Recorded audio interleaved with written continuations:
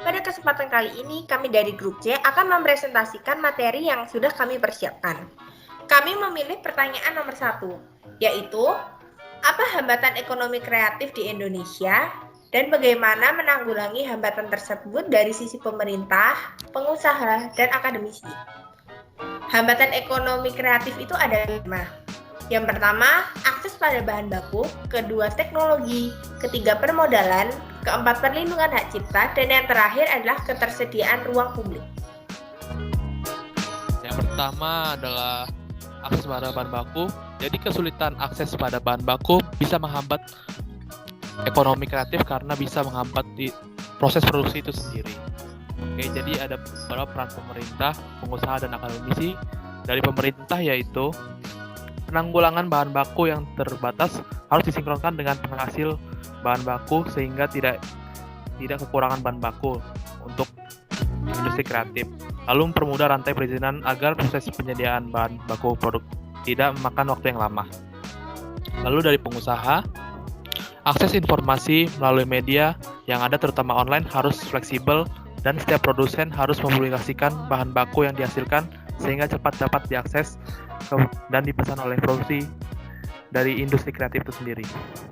Lalu dari akademisi, menghindari dan melaporkan pihak berwenang terkait permainan-permainan dari akses kepada bahan baku itu sendiri. Lalu juga meningkatkan sikap jujur harus diterapkan dalam akses pada bahan baku itu sendiri. Yang kedua adalah teknologi. Seperti yang kita tahu, teknologi sangat membantu dalam perkembangan ekonomi kreatif. Namun, teknologi di Indonesia belum begitu mencukupi untuk membantu perkembangan tersebut. Oleh sebab itu, upaya pemerintah dalam menanggulanginya adalah menerbitkan Peraturan Presiden Nomor 74 Tahun 2017 tentang peta jalan sistem perdagangan nasional berbasis elektronik yang diperkuat dengan Peraturan Pemerintah Nomor 80 Tahun 2019 tentang perdagangan melalui sistem elektronik. Selanjutnya, upaya pengusaha. Pengusaha selalu berupaya untuk beradaptasi dengan teknologi yang semakin maju dan selalu siap dengan kemungkinan adanya perkembangan teknologi di masa yang akan datang. Yang ketiga, upaya akademisi adalah meningkatkan kualitas SDM masyarakat Indonesia terkait pemanfaatan teknologi dan pengenalan sejak dini akan perkembangan teknologi yang diimbangi dengan pengawasan orang tua. Berikutnya, hambatan yang ketiga adalah mengenai masalah permodalan.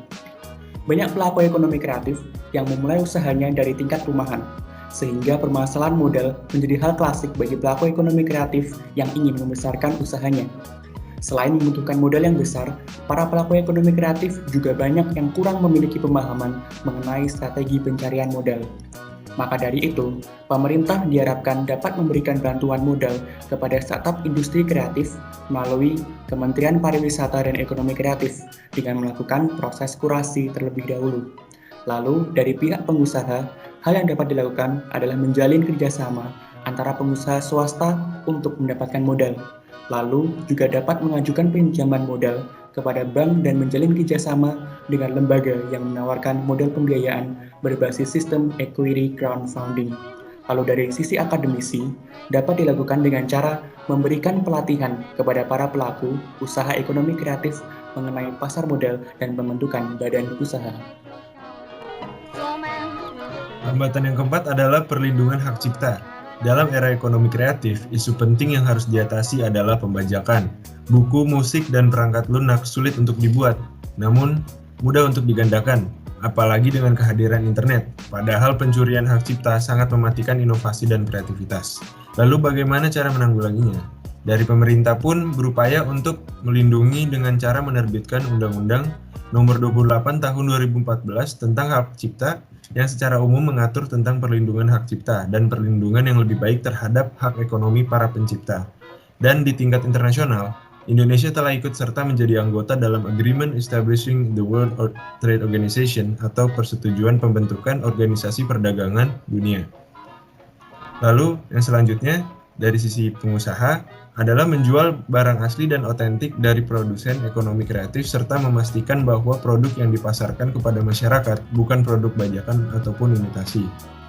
Lalu selanjutnya dari pihak akademisi, yaitu melakukan pengajaran tentang pembiasaan memakai barang asli dan menghargai karya dengan tidak membeli hasil bajakan.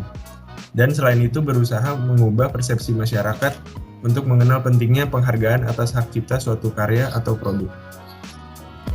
Kemudian selanjutnya ketersediaan ruang publik.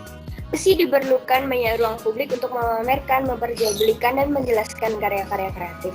Namun percuma saja mudah kalau tidak bisa ditampilkan ke publik. Lalu bagaimana peran pemerintah? Gedung milik pemerintah daerah dapat dimanfaatkan untuk kepentingan pemasaran produk ekonomi kreatif setempat. Menyediakan lahan khusus untuk memasarkan produk ekonomi kreatif dalam setiap event yang diselenggarakan oleh pemerintah. Selanjutnya, peran pengusaha, galeri dan pameran yang dikelola swasta dapat dimanfaatkan dengan menjalin kerjasama yang menguntungkan sebagai sarana pemasaran. Dan yang terakhir, akademisi, melibatkan promosi dengan media online atau internet melalui pembuatan situs dapat menjadi salah satu ruang publik yang tersedia. Baik, sekian presentasi yang dapat kami sampaikan.